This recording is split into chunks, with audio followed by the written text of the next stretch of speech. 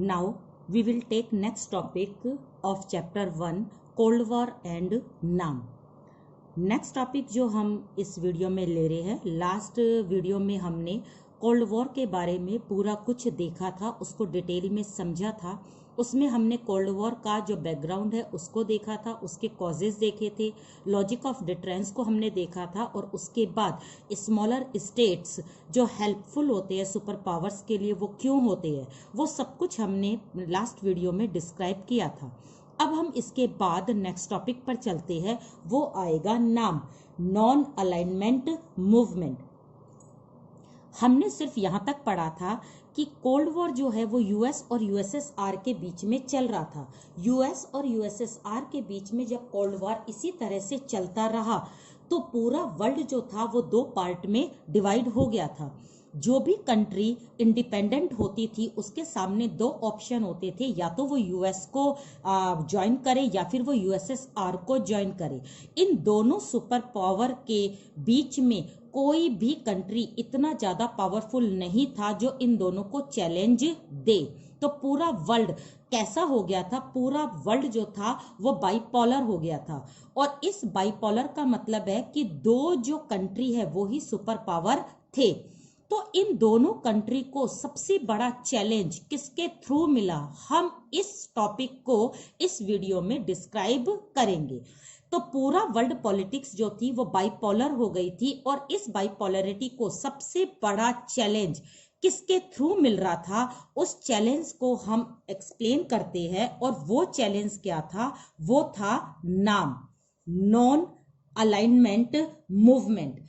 अब हम बात करते हैं कि नॉन अलाइनमेंट मूवमेंट था क्या।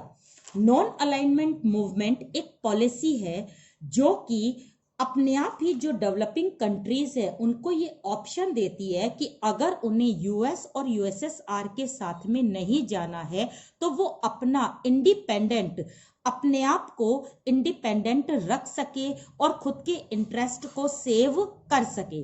ये पॉलिसी, ये मूवमेंट किसने स्टार्ट करा, कब स्टार्ट करा, तो इसके बारे में हम लगातार वन बाय वन देखते हैं।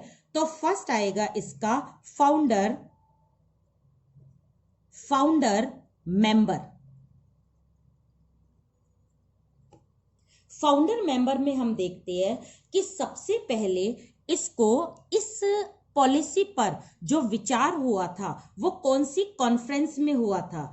इस पॉलिसी पर सबसे पहला जो विचार हुआ था वो 1955 में बांडुंग एक जगह है, और वो जगह कहां पर है, इंडोनेशिया में। इंडोनेशिया के बांडुंग शहर में सबसे पहले जो लोग मिले थे और उन्होंने इस तरह के मूवमेंट के बारे में बात की थी, और उस बात को बाद में इंप्लीमेंट किया गया। लेकिन इस आइडिया के बारे में सबसे पहले जो डिस्कस हुआ था वो कहां पर हुआ था, बांडुंग में हुआ था, इसलिए इसको बोलते हैं बांडुंग कॉन्फ्रेंस। अब बात ये आती है कि बांडुंग कॉन्फ्रेंस में कितने लोग मिले थे, और ये फाउंडर मेंबर जिन्होंने की नाम की एक तरह से नींव रखी थी वो कौन कौन थे। तो उसमें सबसे पहले नाम आता है टीटो का, टीटो फ्रॉम युगोस्लाविया। नेक्स्ट आता है नासेर का, नासेर फ्रॉम इजिप्ट।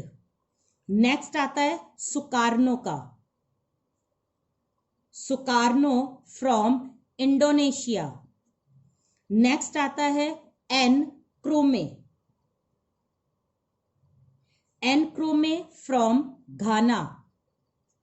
लास्ट आता है नेहरू फ्रॉम इंडिया। तो ये 5 मेंबर थे जिन्होंने की सबसे पहले बांडुंग में मिलकर नाम जैसे आइडिया को डिस्कस किया था 1955 में। और इन्होंने बांडुंग कॉन्फ्रेंस में इस नाम को इन्होंने क्या कर दिया था, डिसाइड कर दिया था कि हम ऐसा एक ऑर्गेनाइजेशन बनाते हैं जो डेवलपिंग कंट्रीज को क्या देगा, प्रोटेक्शन देगा।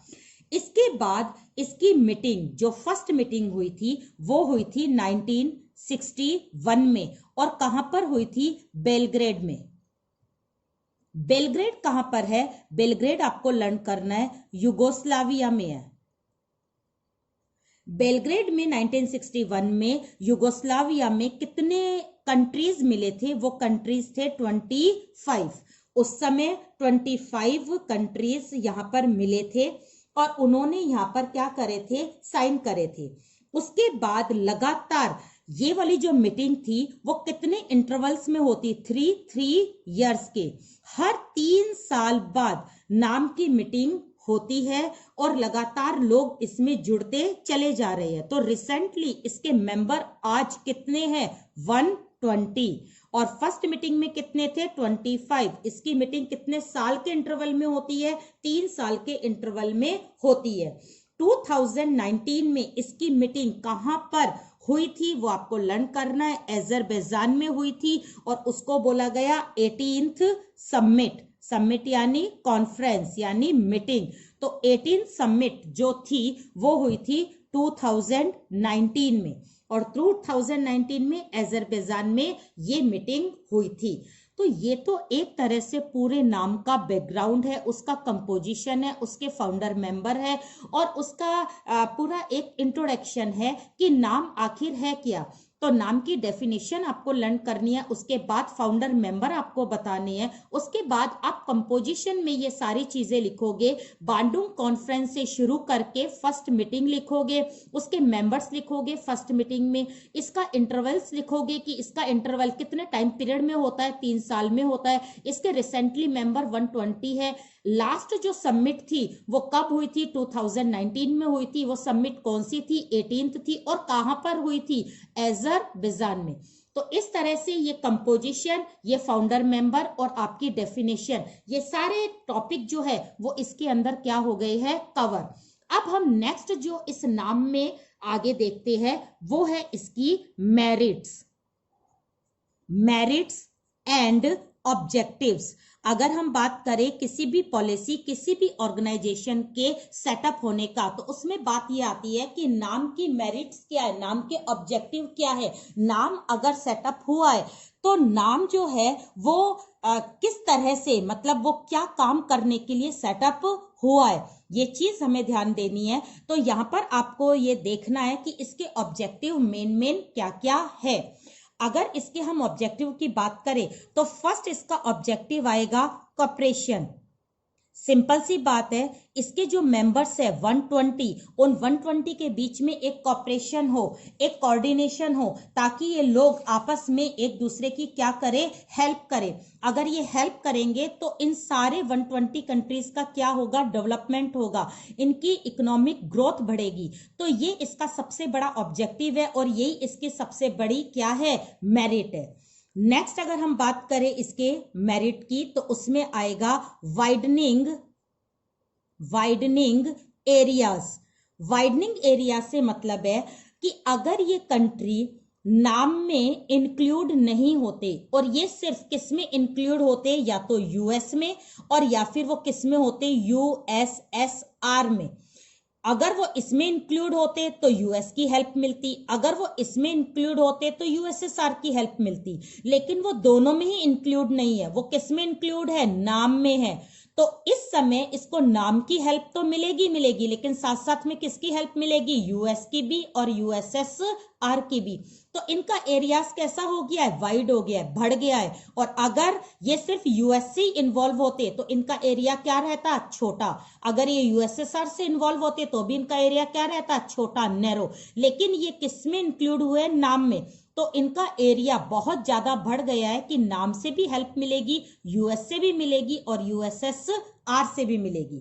तो इस तरह से ये इसका जो सेकंड है वो ऑब्जेक्टिव है।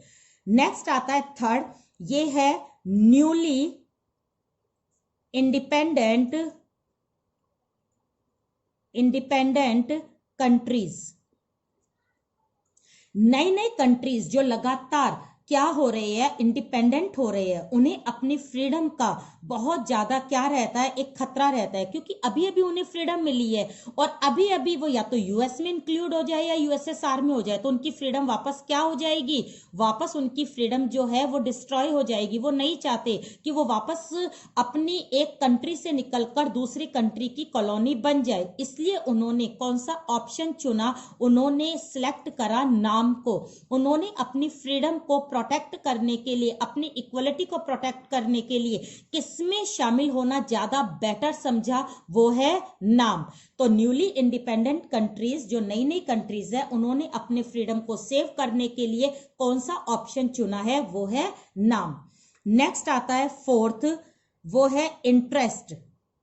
इंटरेस्ट की अगर हम बात करें तो बात ये आती है कि हर कंट्री की जो फॉरेन पॉलिसी है, जो इंटरेस्ट है, वो सबके अलग होती है, डिफरेंट होती है। अपनी फॉरेन पॉलिसी को बनाने का, अपनी सॉवरेनिटी को प्रोटेक्ट करने का पूरा राइट किसको होना चाहिए, कंट्री को होना चाहिए। लेकिन कोल्ड वॉर के समय या तो यूएस या यूएसएसआर उसकी फॉरेन पॉलिसी को सिलेक्ट करते थे, डिसाइड करते थे। तो ऐसे छोटे छोटे कंट्री जिनके कुछ इंटरेस्ट थे, जिनके अपने कुछ इंटरेस्ट थे, जिनकी अपनी फॉरेन पॉलिसी थी, अपनी फॉरेन पॉलिसी, अपनी सॉवरेनिटी, अपनी डिसीजन पावर को कंट्रोल करने के लिए, उनको सेव करने के लिए, उनको प्रोटेक्ट करने के लिए उन्होंने इन दोनों कंट्री से डिस्कार्ड कर दिया, डिनाई कर दिया और उन्होंने किसको चुना, किसको सिलेक्ट करा, नाम को। तो यहां पर किसी भी कंट्री के इंटरेस्ट को बचाना, उसकी फॉरेन पॉलिसी, उसके डिसीजन को बचाने का काम कौन करता है, नाम करता है।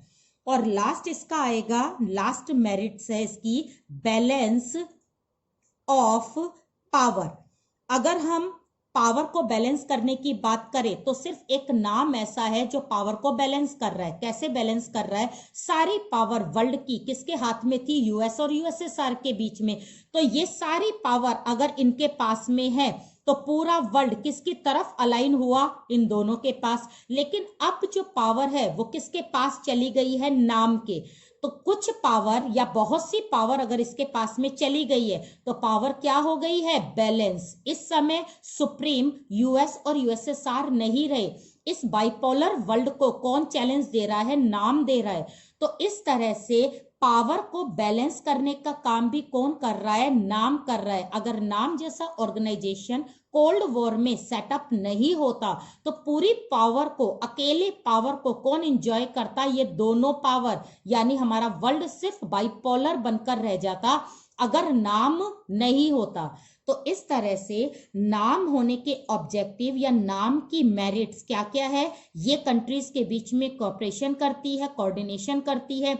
ये उन कंट्रीज का एरियाज भी वाइड करती है ताकि सारे कंट्रीज सबकी क्या कर सके, हेल्प ले सके। इंडिपेंडेंट, जो न्यूली इंडिपेंडेंट कंट्रीज है, उनकी फ्रीडम को प्रोटेक्ट करने का काम भी कौन करती है, नाम करती है। जो कंट्रीज है उनके इंटरेस्ट को, उनकी फॉरेन पॉलिसी को, उनके डिसीजन पावर को भी प्रोटेक्ट कौन करती है, नाम करती है। पावर को बैलेंसिंग करने का काम भी कौन कर रहा है, नाम कर रहा है। तो ये है नाम की मेरिट्स या इसके ऑब्जेक्टिव। ऐसा तो नहीं है कि नाम ने सिर्फ अच्छे ही काम करे, हो सकता है नाम में कुछ कमियां भी हो, कुछ शॉर्टकमिंग्स भी हो। तो लास्ट हम टॉपिक देखते हैं डीमेरिट्स ऑफ नाम। नाम में इतनी मेरिट्स है ये तो हमने देख ली, तो क्या नाम में कोई भी कमी नहीं है, नाम में क्या किसी तरह की कोई शॉर्टकमिंग्स या मतलब कोई भी ऐसा कुछ क्रिटिसाइज का कोई भी अवसर नहीं दिया नाम ने, कि नाम में अगर कोई भी बात है तो क्या नाम जो है वो सबसे ज्यादा अच्छा था, ऐसा नहीं है। हर एक में कमी है, हर एक में कमी होती भी है। तो यहाँ पर नाम जो है वो भी इससे अलग नहीं रहा। लोगों ने, यानी हमारी वर्ल्ड पॉलिटिक्स में, वर्ल्ड के कंट्रीज ने नाम के अंदर काफी सारी शॉर्टकमिंग्स या डीमेरिट्स बताई है। उसको हम वन बाय वन करके देखते हैं, इसको अच्छे से समझना। अगर मैं पहली डिमेरिट की बात कर रही हूं तो ये वर्ल्ड के दूसरे कंट्रीज नाम के बारे में कह रही है कि नाम जैसा ऑर्गेनाइजेशन जो है, जो पॉलिसी है, वो बिल्कुल क्या है, अनप्रिंसिपल्ड है। मीन्स हर एक ऑर्गेनाइजेशन के कुछ प्रिंसिपल होते हैं कि उसे किसके साथ काम करना है, किसके साथ काम नहीं करना। प्रिंसिपल्स जो है वो सबको क्लियर होने चाहिए। लेकिन नाम के कंट्रीज ऐसे कंट्रीज है जो डिसिप्लिन्ड नहीं है, उनको नाम के ऑब्जेक्टिव के बारे में कोई क्लियरेंस नहीं है, उन्हें नहीं पता कि नाम के ऑब्जेक्टिव एक्चुअल में क्या है, यानी कि नाम का कोई प्रिंसिपल है ही नहीं। यूएस कहता है कि उसकी एक आइडियोलॉजी है, कौन सी आइडियोलॉजी है? कैपिटलिस्ट। यूएसएसआर की आइडियोलॉजी है सोशलिस्ट। तो नाम किसको प्रोपागेट कर रहा है? नाम तो किसी को भी प्रोपागेट नहीं कर रहा। तो इसका मतलब है नाम का कोई प्रिंसिपल है ही नहीं, कोई आइडियोलॉजी ही नहीं है। तो नाम कैसा है? अनप्रिंसिपल्ड है। ऐसा ब्लेम कौन लोग कर रहे हैं? वर्ल्ड के कंट्रीज नाम के बारे में सोच रहे हैं कि नाम किसको प्रोपागेट कर रहा है, किस चीज को, किस आइडियोलॉजी को स्प्रेड कर रहा है। इसके पास अपना कोई आइडिया ही नहीं है, इसलिए ये क्या है? अनप्रिंसिपल्ड है। नेक्स्ट आती है इसकी डिमेरिट, वो है कॉन्ट्राडिक्टरी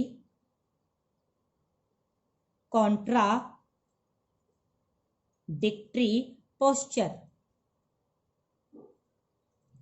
काफी सारे कंट्री का ये आरोप रहता है नाम के ऊपर कि नाम की जो कंट्रीज है उनका जो पोस्चर है, यानी उनका जो कैरेक्टर है वो कैसा है? वो कॉन्ट्राडिक्टरी है। मीन्स उसके अंदर बहुत ज्यादा विरोधाभास है, वो कहते कुछ है करते कुछ है। यहां पर हम एग्जाम्पल लेंगे। एग्जाम्पल में हम किसकी बात करेंगे? इंडिया की बात करेंगे। इंडिया ने 1971 में किसके साथ ट्रीटी करी थी? यूएसएसआर के साथ करी थी। कितने साल के लिए करी थी? वो था 20 इयर्स। अब इससे एक बात प्रूफ होती है कि अगर इंडिया जो है वो नाम का कंट्री है, और नाम का मतलब होता है वो किसी भी ऑर्गेनाइजेशन से ज्वाइन नहीं है, तो अगर उसने 1971 में 20 साल के लिए ये ट्रीटी साइन करी है, तो इसका मतलब है इंडिया नाम का मेंबर हो ही नहीं सकता, क्योंकि नाम के कंट्रीज ना यूएस में इन्वॉल्व होते हैं ना यूएसएसआर में। लेकिन इंडिया किसके साथ इन्वॉल्व हो रहा है? यूएसएसआर के साथ। कितने साल के लिए हो रहा है? 20 साल के लिए हो रहा है। तो यहां पर काफी सारे कंट्रीज ये ब्लेम करते हैं कि नाम के कंट्रीज कहते तो है कि हम किसी के साथ इन्वॉल्व नहीं है, लेकिन जब बात करने की आती है तो वो किसी ना किसी के साथ में क्या हो जाते हैं? इन्वॉल्व हो जाते हैं। तो यहाँ पर आपको इसकी डिमेरिट में ये एग्जाम्पल लर्न करना है और ये बताना है कि नाम के कंट्रीज कहने के लिए कहते हैं हम किसी के साथ में नहीं है, लेकिन जब करने की बारी आती है तो वो किसी ना किसी सुपर पावर के साथ में जुड़ जाती है। नेक्स्ट आता है थर्ड पॉइंट इसका आएगा इररेलेवेंट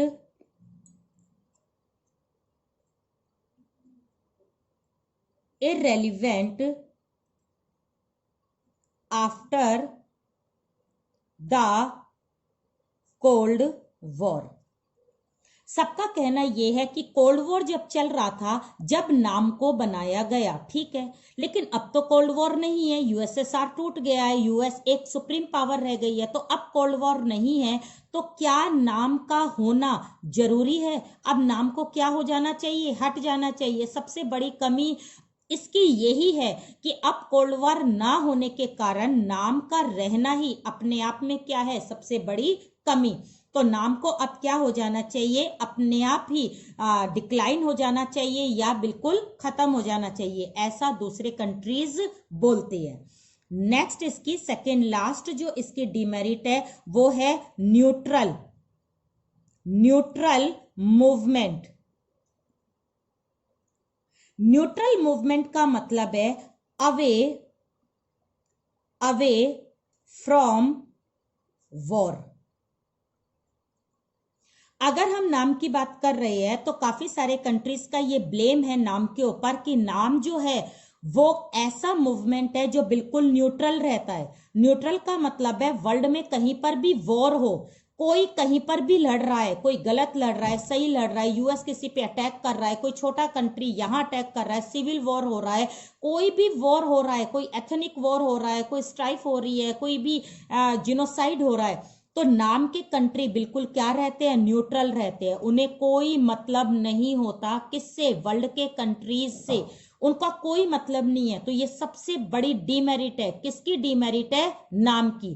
तो नाम के कंट्रीज को बाकी के कंट्रीज क्या बोलते हैं कि ये न्यूट्रल है, इन्हें कोई फर्क नहीं पड़ता। लास्ट इसकी डिमेरिट के बारे में यदि हम बात करें तो इस नाम को बहुत से कंट्री क्या बोलते हैं, आइसोलेटेड मूवमेंट। आइसोलेटेड मूवमेंट का मतलब है away away from any matter.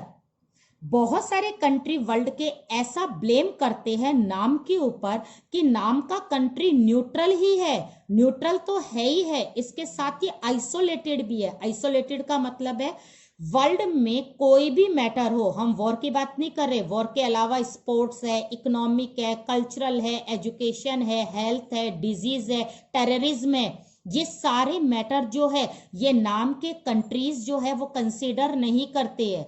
नाम के कंट्रीज जो है वो बिल्कुल वर्ल्ड से आइसोलेटेड रहते हैं, उनकी बला से वर्ल्ड में कुछ भी हो रहा हो, कोई भी कहीं पर भी कोई भी अवार्ड हो रहा हो, कोई फंक्शन हो रहा हो, कोई सेमिनार हो रहा हो, कोई कॉन्फ्रेंस हो रही हो, कोई भी स्पोर्ट्स मीटिंग हो रही हो, नाम के कंट्रीज उनमें इन्वॉल्व नहीं होते, ऐसा इनके ऊपर ब्लेम किया गया है। तो ये इस तरह से ये इसकी डिमेरिट्स किसने बताई है, ये सारी डिमेरिट्स बताई है वर्ल्ड के कंट्रीज ने। किसके ऊपर ब्लेम करा है, ये करा है नाम के ऊपर। तो यहां हमने एक तरह से बाइपोलर वर्ल्ड को जो सबसे बड़ा चैलेंज दिया गया था वो नाम ने दिया गया था, ये हमने इस वाले वीडियो में एक्सप्लेन करा है।